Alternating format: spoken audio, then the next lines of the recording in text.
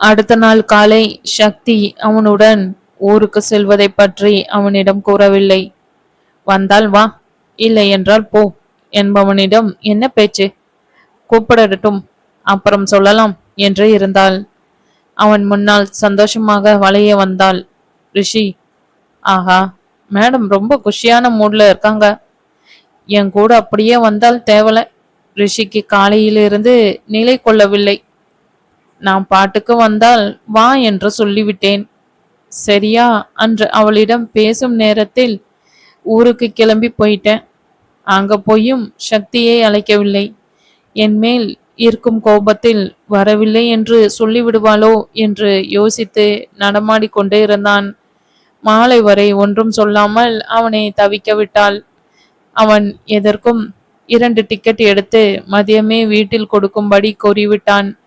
Ticket அவளுக்கும் எடுத்து இருக்கும் என்று பார்த்து கிளம்புவா என்ற நப்பாசைதான். அன்றே மாமாவிடம் ஊருக்கு போகவில்லை என்று சொல்லியிருக்கிறாள் என்று ஒரு புறம் கவலை கொண்டான். மதியமே டிக்கெட் பார்த்த சக்தி மனம் கும்மாளமிட்டது. வான்னு சொல்ல முடியவில்லை, இப்போ டிக்கெட் எடுத்தான். சக்தி டிக்கெட்டை வாங்கி அவள் பையில் வைத்து கொட்டாள். மதியம் போல வீட்டிற்கு வந்த ரிஷி, டிக்கெட் வந்ததா, நான் மாலை கிளம்புறேன் என்று சொன்னதுக்கு சக்தியிடம் ஒரு ரியாக்ஷனும் இல்லை. எத்தனை சீக்கிரமா வேலையை முடித்து பெங்களூரில் இருந்து இவளை பார்க்க வந்தேன். இவளுக்கு அது போல எதுவும் இல்லையா? சரியான அழுத்தக்காரி. வரேன்னு சொல்லணும், ஒன்று சொல்லாமல் படுத்தினால் என்ன செய்ய என்று கோபம் கொண்டான். எதற்கும் தாமரையை அழைத்து கேட்கலாம் என்று அழைத்தான். தாமரை அவனிடம், சக்தி இல்லாமல் வந்தால் என்னுடன் பேசாத, வந்தால் அவளுடன் வா. அவ கோபம் எப்ப தனியுமோ அப்போ அவளுடன் வா. அம்மா, கடல் தண்ணீர் எப்போ வத்துதோ அப்பதான் உங்க மருமகள் கோபம் தீரும் என்ற ரிஷியிடம், அது வரைக்கும் பொறுமையாக இருந்து கூட்டிக்கிட்டு வா என்று பேசி வைத்தாள். இந்த அம்மா அவளிடம் சொல்லி கிளம்பு சொல்லாமல் என்னிடம் சண்டை போடுறாங்க என்று வருத்தம் கொண்டான். சக்தியும் அவனை நோட்டம் விட்டு கொண்டுதான் இருந்தாள். அவனை பார்க்க பாவமாக இருந்தது. ரிஷி, குட்டிமா, சக்தி என்று குரல் குலைந்தது. சக்தி, நீயும் வரியா? அம்மா உன்னை கண்டிப்பா கூட்டிட்டு வர சொன்னாங்க என்று கூறி அவள் கோபத்தை மலை ஏற விட்டான். ஏறியற நெருப்பில் அதிகமா எண்ணெய் ஊற்றின கதை போல அவள் கோபம் இன்னும் அதிகமானது. இவரா கூப்பிட மாட்டாராம், அவங்க அம்மா சொன்னதுக்காக நான் வரணுமாம் என்று சத்தமாக முணுமுணுத்தாள்.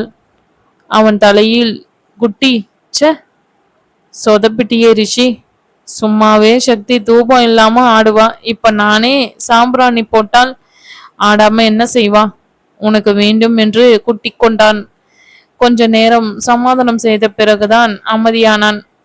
நந்து தனிந்து போனதை கண்டு சக்திக்கு என்னமோ போல ஆனது. சக்தி மனதில், இவனிடம் ரொம்ப நேரம் சண்டை போட்டா நீ ஒன்றும் வர வேண்டாம் சொல்லிவிட்டால் நாமளே போனா போகுது என்று பெரிய மனது செய்து கிளம்புவதாக காண்பித்து கொள்ளலாம் என்று.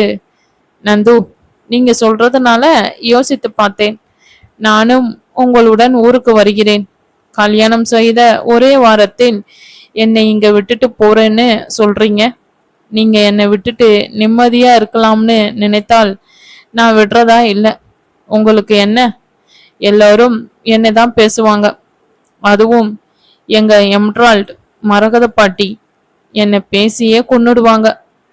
ஏற்கனவே நீங்க 2 நாள் ஊருக்கு போனதுக்கே புருஷனை முந்தானையில முடித்து மாட்டிக்குது. இப்படி இருந்தால் எப்படி என்று வைத்துக் கொள்ளணும்.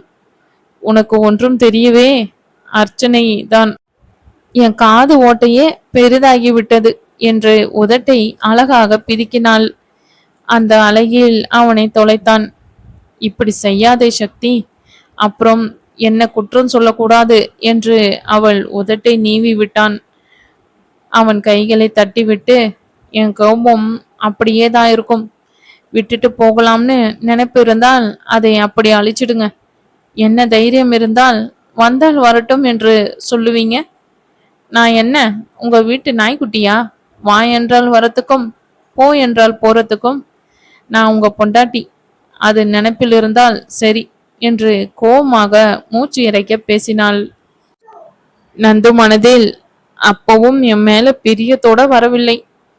பாட்டி சத்தம் போடுவாங்க, நாய் சத்தம் போடும்னு தான் வர என்று பல்லை கடித்தான். நீங்க மட்டும் சக்தியை நேராவா அழைத்தீங்க? உங்க அம்மா அழைத்து வர சொன்னதாக தானே சொன்னீங்க பாஸ். அப்போ அது தப்பா தெரியல என்ற மனசாட்சியை அடக்கினான். நந்து மனதில் முன்னால் போனாலும் முற்றா, பின்னால் சென்றாலும் உதைக்கிறா. இவளுடன் போராட சக்தியை கொடு. மும்முரமாக ரிஷி போனை எடுத்து வாசலில் உள்ள காவலாளியை அழைத்தான். இவன் எதற்கு இப்பொழுது அவரை அழைக்கிறான் என்று குழம்பினாள் சக்தி. ரிஷி அவனிடம் சோடா நல்லா கூலா வாங்கிட்டு வா என்றபோது சக்தி அவனை பார்வையால் எரித்தாள்.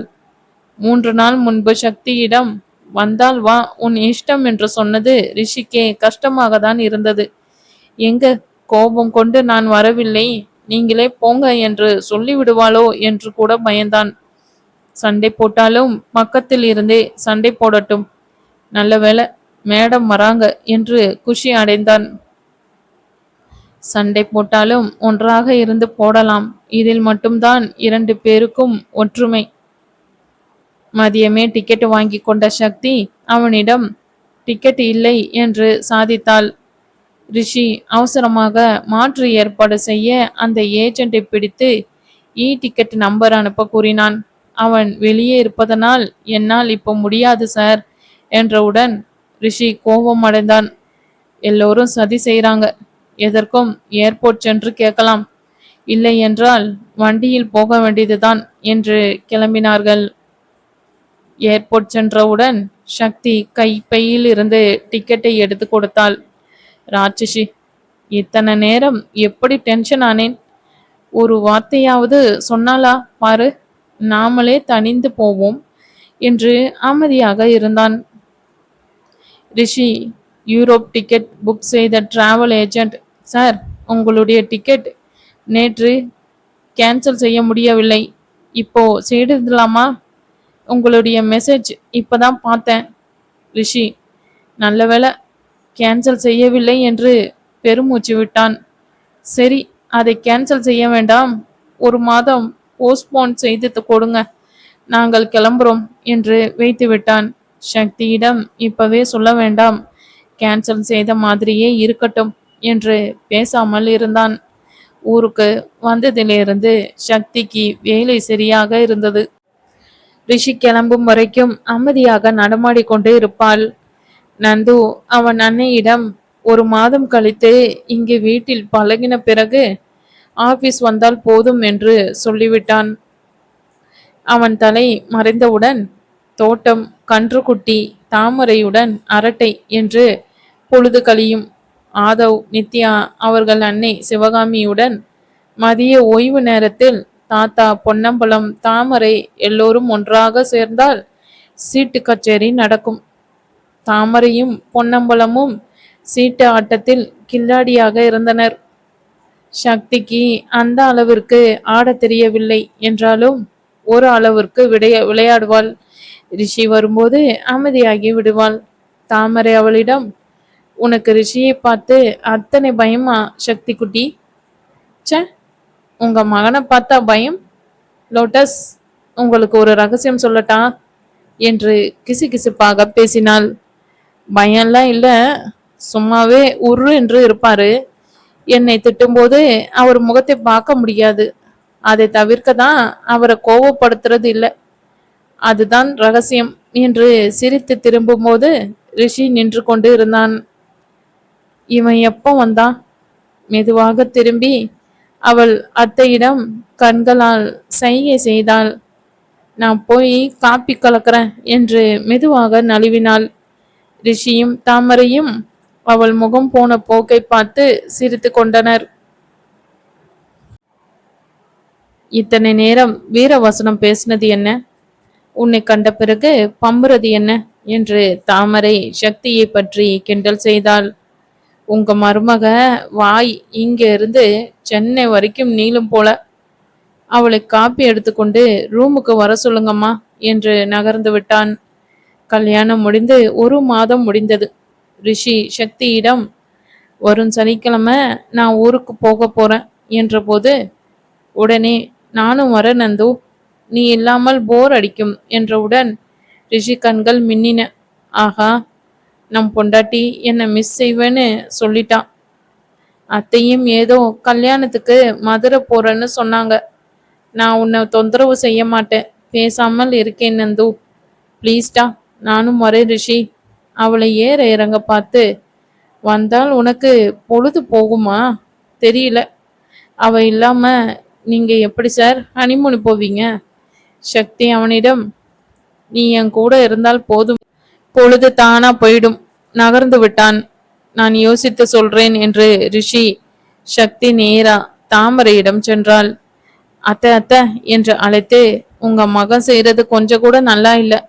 நீங்க அவரை ஒன்றும் சொல்ல மாட்டீங்கன்ற தைரியம்தான். தாமரை சலித்த குரலில், என்ன சக்தி பிரச்சனை? உங்க 2 பேர் பிரச்சனையை தீக்கவே எனக்கு நேரம் சரியா இருக்கு. பின்னால் வந்த ரிஷியிடம், என்ன கண்ணா எப்ப பாரு சண்டை? லோட்டஸ், நான் சொல்றேன், அவர் சொன்னால் சரியா சொல்ல மாட்டாரு. இந்த வாரம் ஏதோ ஊருக்கு போறாராம், 1 வாரம் போல. என்னை வா என்று கூட கூப்பிடவில்லை. கேட்டால் உனக்கு பொழுது போகுமா, ஒழுங்கா இருப்பியா என்று சின்ன குழந்தையிடம் கேட்பது போல கேட்டுக்கிட்டு இருக்காரு. நான் எல்லாத்துக்கும் சரி சொன்னவுடன் யோசித்து சொல்றேன்னு சொல்றாரு. அவரை கூட்டிட்டு போக சொல்லுங்க ப்ளீஸ்.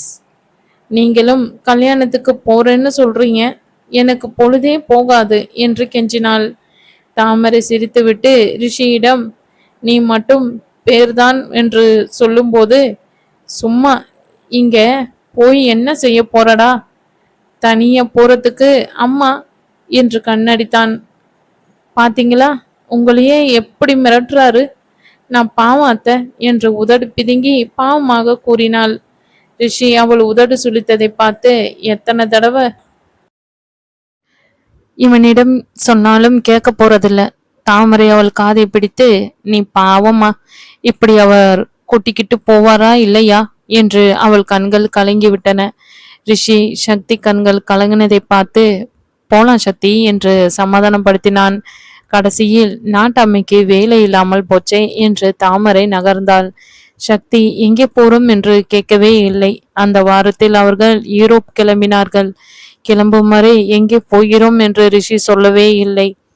சக்திக்கு ஏர்போர்ட் சென்று அடைந்து பிளைட் டிக்கெட் பார்த்தவுடன் ஆனந்த அதிர்ச்சி. ஹே நந்து, நிஜமா போறோமா என்று குழந்தை போல குதூகலித்தாள். தாமரையை கூப்பிட்டு, மகனும் அம்மாவும் சரியான கேடி, அப்படியே முழு உலகத்தையே சாப்பாட்டில் மறைச்சாச்சு, ரொம்ப மோசம். எப்படியோ என் ரிஷி என்ன யூரோப் கூட்டிக்கிட்டு போறாரு, தேங்க்ஸ் அத்தை என்று பேசி முடித்தாள். சக்தி ரிஷி தோள் மீது சாய்ந்து கொண்டு பல கதைகளை பேசிக்கொண்டு வந்தாள். பல நாட்களுக்கு பிறகு இருவரும் சந்தோஷமான மனநிலையில் இருந்தார்கள். சக்தியை அணைத்து கொண்டு, அம்மா சொன்ன மாதிரி இப்போ ஹனிமூன் போகாமல் எப்போ போறது குட்டிமா? இப்போ மாதிரி வருமா? நல்ல வேலை மிஸ் செய்யல சக்தி குட்டி என்று அவள் இடையோடு அணைத்து கொண்டான். நீங்க இப்போ என்னை கூட்டிட்டு போகல என்றால் அடுத்த மாதம் நான் மட்டுமாவது தனியா ஹனிமூன் வந்து இந்த இடத்தையெல்லாம் பார்த்துட்டு வந்து இருப்பேன். உங்க அகராதியில் தனியா வந்து பார்த்தால் ஹனிமூனா செல்லம் என்று ரிஷி வாரினான். அப்ப நான் கூட தனியா ஹனிமூன் வந்திருக்கலாமோ? மிஸ் பண்ணிட்டேன் ரிஷி, மிஸ் பண்ணிட்டேன் என்று அவனுக்குள் பேசுவது போல பேசிக்கொண்டான். சக்தி அவனை அடித்து, ஏன் வராம போறீங்க? அவர்கள் சென்றது நார்வே, ஸ்வீடன், டென்மார்க், பின்லாந்து, எல்லா மக்களும் பார்க்க வேண்டிய இடம். அந்த இடத்தில் எல்லாம் இருட்டாகவே இல்லை. இரவு 12 மணிக்கும் வெளிச்சம். நடு இரவிலும் சூரியனை பார்க்கலாம். மக்கள் நடமாட்டத்தை அப்போதும் பார்க்கலாம். ரிஷி சக்தியை அணைத்து பிடித்து, எனக்கு இந்த ஊர் பிடிக்கவில்லை சக்தி. ஹனிமூனுக்கு இந்த ஊர் சரியான இடம் இல்லை குட்டிமா. இருட்டா இருந்தாதான் என்று கண் சிமிட்டினவுடன் சக்தி கன்னங்கள் இரத்த நிறம் கொண்டன. பாரு, இங்க ஹோட்டல் அறையில் எப்படி திரைகள் போட்டாலும் வெளிச்சம். நைட்டு 12 மணி மாதிரியா இருக்குது என்று அவளை பார்த்து ஏக்க பெருமூச்சு விட்டான். அதையெல்லாம் கண்டுக்காமல் சக்தி அவனிடம், நல்ல வேளை ரிஷி, இன்னும் 2 மாதம் கழித்து இந்த இடத்திற்கு வந்தால் எதையும் பார்க்கவே முடியாது. முழுக்க பனியாதான் இருக்கும். சக்தி ரிஷியிடம் அங்க போகலாம் இங்க போகலாம் என்று அந்த ஊர் டிராவல் கைடு வாங்கி வைத்து ரிஷியை இம்சை செய்தாள். ரிஷி மனதில் சக்திக்கு நாங்க வந்தது ஹனிமூனுன்னு மறந்து போச்சோ, எஜுகேஷனல் டூர் போல படுத்துறா என்று பொறுமை காத்தான். அதற்காக அவளை தனியே விடவும் இல்லை. போன இடத்திலே சில ஜோடிகளில் லீலைகள் அவனை இம்சை செய்தன.